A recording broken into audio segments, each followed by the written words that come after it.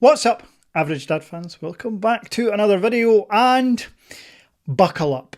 This is an alternative review, let's call it that. Yes, YouTube wants some form of title, so I've given it honest, real review. But honestly, this isn't a review. I refuse to review the Samsung Z Fold 8 Ultra, and as we'll discuss, for many, many reasons. Let's go.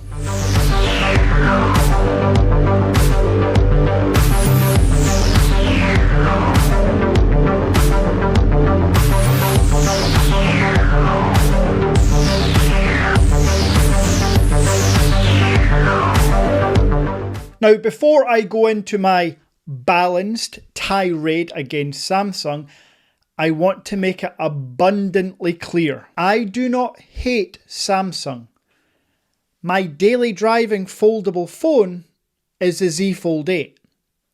I also want to make it clear, this has nothing to do with the fact that I own the most popular import store on the planet, the Average Dad Tech Store. And I'll prove that by not once mentioning any phone from China in this video. I will not plug my store. Well, technically this is a plug, but I won't do it in this video because I need the message to land with you, the Samsung Knight over there, the Samsung exec over there.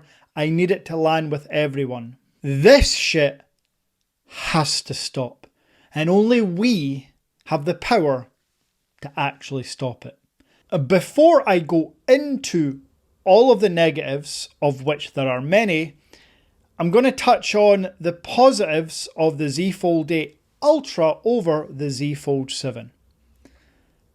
The battery's slightly bigger, it's the latest chipset, and the crease is better. Full stop, period, that's it. Here's some shiny B-roll to show off the phone that looks exactly like the Z Fold 7. Now, sit back and enjoy, because this Average Dad, yeah, I'm not falling for it anymore. First of all, let's start with the name, the Z Fold 8 Ultra. And I've talked about this in my first impressions and the leaks and rumours videos. Now that I've used it for 2 or 3 weeks, yeah, it's actually false advertising, and I would go as far as to say a scam, to call anything about this phone Ultra. And again, I'm not comparing it to any Chinese phones that I may stock and sell. I'm going to compare this to a brand new foldable phone available globally and in the US market, folks, the Motorola Razr Fold. Because that is a far superior phone in every single way. Battery's bigger, cameras are better, and the price is damn cheaper. And what really hurts, and the reason I am so upset, is because that's Motorola's first ever large format foldable phone. And they smashed it out the park. Samsung, on the other hand, gave us this. The 8th iteration. Yes, they've had 8 years, 8 attempts to make this phone Ultra, and they've done nothing of a sort. What boils my blood even more is I'm continually bombarded in my YouTube For You page with reviews and glazing videos about this phone. I don't understand how influence money works from manufacturers to influencers, but I don't understand how people can sleep at night by giving this phone a positive review. If there was ever a year where Samsung could have been like, do you know what, guys? Let's not bother with a Z Fold 8 Ultra. Let's discuss skipping the Z Fold 8 Ultra release. It could disappoint our customers. But it gives us time for a better Z Fold 9. Exactly. Let's proceed with that plan. This could be the Z Fold 8 Ultra if you really want to tickle your ballsack and call something Ultra. And you could get away with calling this Ultra because it's really wide. So it's different. It's a wider screen. Some would say an Ultra screen. But you didn't. You gave us this, and then decided to give us this.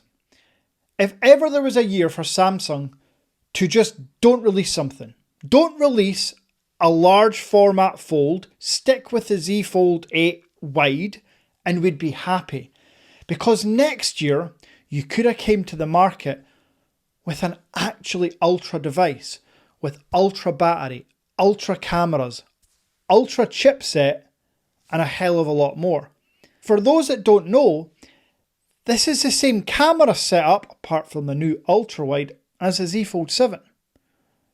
For those that also don't know, Samsung have adopted silicon carbon, which has gone from 4400 milliamp hours, criminally small, to a whopping 5000 milliamp hours, keeping it the smallest battery inside any foldable phone on the planet. I want you to wrap your head around that. Samsung produce the largest selling foldable phone on the planet, but it's got the smallest battery. And in real life usage, listen, with the Snapdragon 8 Elite Gen 5 chip, it's an all-day phone, absolutely. But for £2,000, I want a fuckload more than that. Like I get on the Motorola Razr Fold for less than £1,400, with freebies. Do you know how many times I have reached for the Z Fold 8 Ultra to take photos because I've thought, oh, this would be great to get a picture of. Let me reach for the Samsung.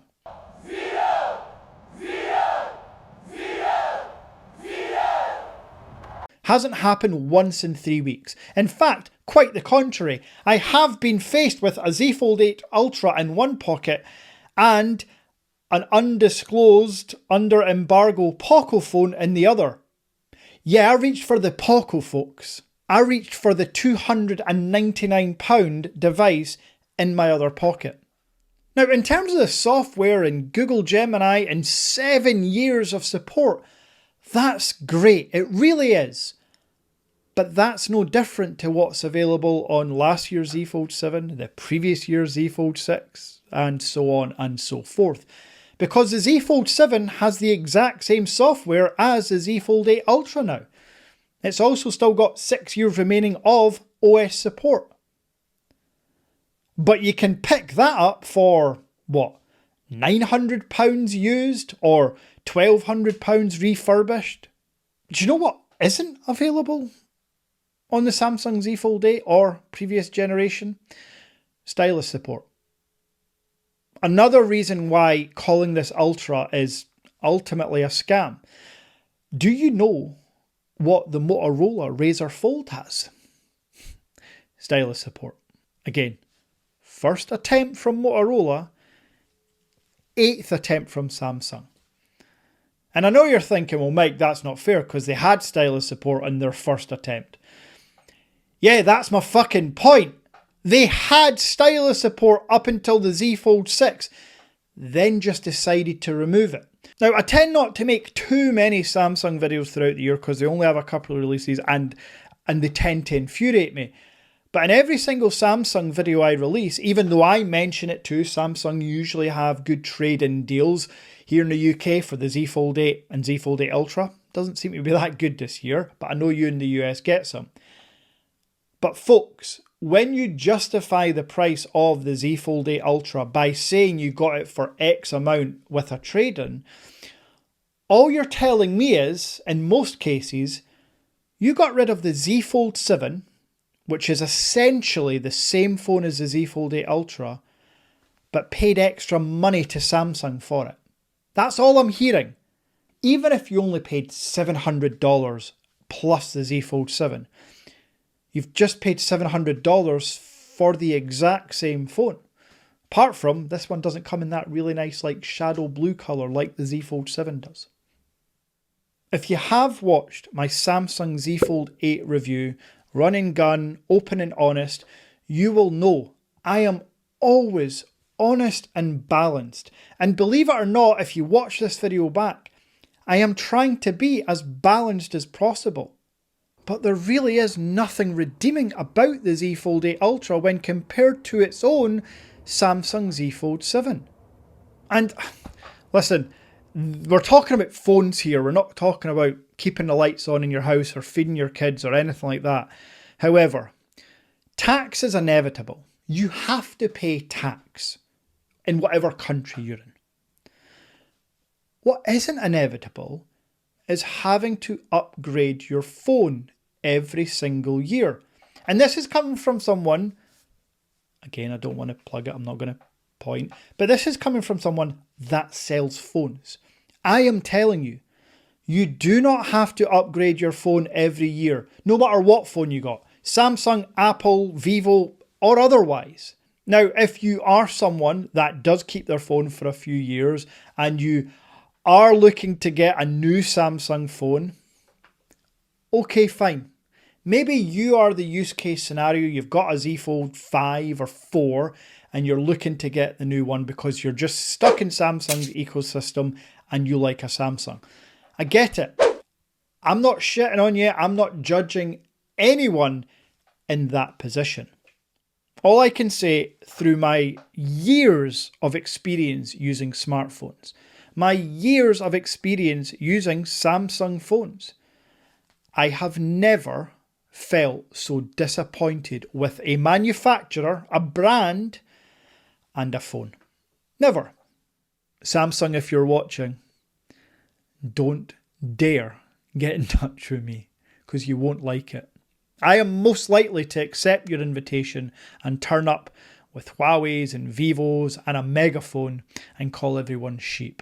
Because my integrity means a hell of a lot more than a paid collaboration or a free phone from you fuckers. Now, speaking of a free phone, technically not free, but this month's prize draw, every month on the first of the month, I do a prize draw with a phone. And this month, if you've purchased your tickets through I can say it now surely, Average Dad Tech Store, you are in with a chance to win this very Samsung Z Fold 8 Ultra. Now, remember everything I just said, but at least you're getting it for potentially free because we do have free entries, one per month per person for the prize draw giveaways.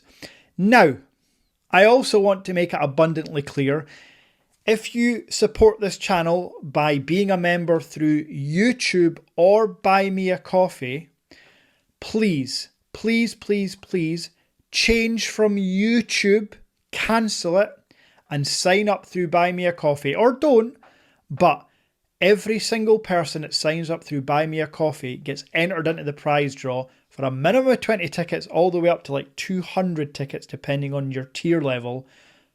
And that's included in your membership. As is the WhatsApp group, all the WhatsApp subgroups, the members giveaways, the fire sales that I do regularly in the chat, like crazy, crazy deals. I think, I just sold an Apple Watch Ultra 2 for £250, an Apple Watch Ultra for £100. Yeah, crazy stuff goes on in there. So sign up through Buy Me a Coffee, cancel YouTube. They keep over 70% of the revenue. So that money you think you're supporting me with, I appreciate it, I really do. But I get 95% of that revenue through Buy Me a Coffee.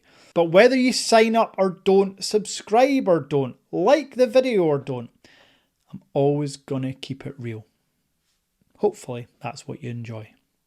Now, I'll be back soon with the Pixel videos and chat about the Huawei Pura X View. A lot of hype around that.